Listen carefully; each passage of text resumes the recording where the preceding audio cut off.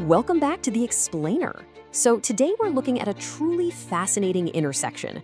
We're talking about traditional Caliphate governance colliding with modern emotional intelligence. We've got a highly specific curriculum description to unpack, and honestly, what makes this so captivating is that it uses modern psychological concepts as literal structural tools for leadership. It's like taking the kind of terminology you'd expect to hear at a Silicon Valley corporate retreat and dropping it straight into a deeply traditional ideological governance model. We are going to dive deep into how this module treats human emotion, not as some abstract, fleeting feeling, but as a critical, engineered framework for actually building an organization. Let's just get right into it. Okay, this single paragraph is our baseline. It's our primary source text for today's analysis. And right off the bat, it explicitly links EQ, emotional intelligence, to the very nature of the Caliphate. Listen closely to the promises being made here. It promises to show participants ways to overcome trust barriers, deal with difficult people, and work with team members using mature empathy and understanding. It's a surprisingly systematic, engineered approach to human psychology, right? This isn't just about a boss barking orders from the top down.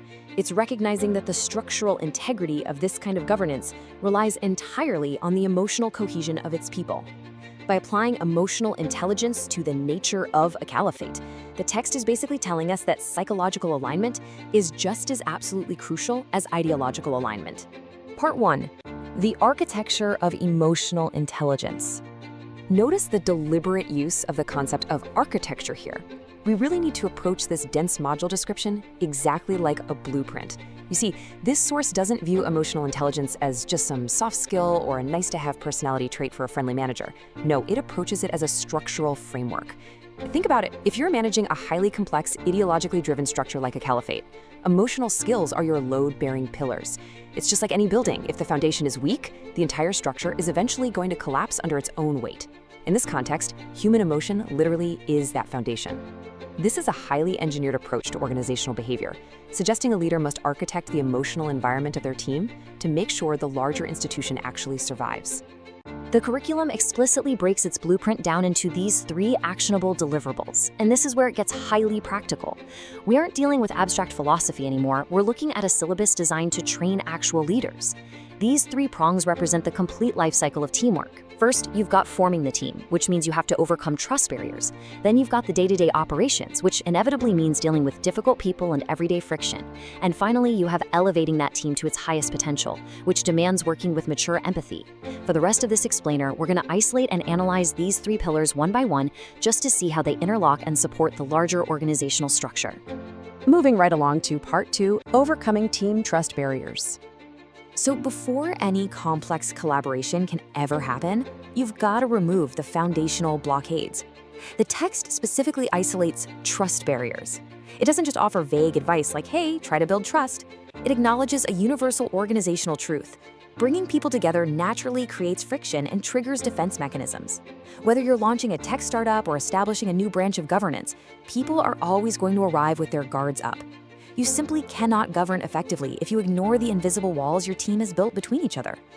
By framing these as inherent obstacles that must be actively dismantled, the text shows this really acute awareness that trust isn't just a natural byproduct of throwing people in a room together. It's a hard-won baseline, and it requires the deliberate psychological demolition of existing barriers. Because the module explicitly promises to show participants ways to do this, it frames emotional alignment as a highly methodical, learnable procedure. It's not about just crossing your fingers and hoping people get along, or relying entirely on natural charisma. Step 1 is pure diagnosis. A leader has to correctly identify the specific trust barriers currently in play. Step 2 is application, taking the prescribed methods of the module and executing them to break those exact barriers down. It's super fascinating because it treats human emotion as a predictable system that can be standardized and taught to its leaders. Just think about how much that changes the dynamic of a traditional, rigid hierarchy. It essentially demands that leaders become technicians of human trust. Which brings us to Part 3, Dealing with Difficult People. Honestly, this might be the most pragmatically honest part of the entire text. It doesn't matter how idealized the organization might be, whether it's a Fortune 500 corporate boardroom or a highly ideological caliphate, you're absolutely going to encounter difficult personalities. The text grounds its specialized leadership paradigm in this universal, everyday operational challenge. A leader can't just command harmony into existence, they actually have to possess the practical, psychological tools to neutralize disruption. By explicitly preparing leaders to deal with difficult people, the curriculum admits that friction is just an inevitable feature of human organizations, not a bug. And simply ignoring it or blindly punishing it just isn't a sustainable governance strategy. This creates a really brilliant internal contrast within the module's methodology. On one hand, you have the reactive necessity. You have to manage the immediate, often super messy friction of a difficult individual standing right in front of you, slowing down the mission. But on the other hand, you have to do this while simultaneously maintaining a proactive, high-level skill of empathy. The text doesn't suggest you just crush difficult people or boot them out at the first sign of trouble. It suggests dealing with them through a lens of emotional intelligence. You aren't just reacting to their stubbornness, you're seeking to actually understand the root of it while keeping the whole team moving forward. That is an incredibly complex tightrope walk for any leader to navigate. And that flows perfectly into part 4, cultivating mature empathy. This brings us to the ultimate capstone of the blueprint. Notice the critical qualifier the source text attaches to the word empathy here, mature. That is a vital distinction. It demands a highly sophisticated level of interpersonal connection from a leader. I mean, basic empathy is simply feeling bad for someone or maybe mirroring their emotional state. Mature empathy, however, suggests an analytical, seasoned ability to understand exactly why a team member is acting a certain way. It means moving far beyond basic emotional reactions to achieve a strategic understanding of human motivation. It's essentially weaponizing empathy for organizational alignment.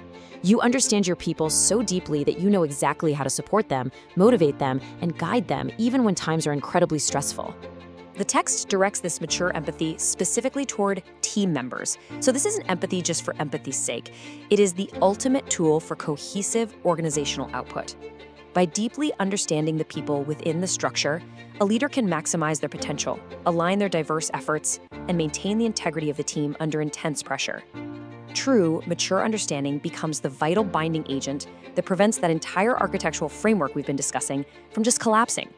Without this final piece, this true understanding, overcoming trust barriers and managing difficult people just turn into endless, exhausting tasks.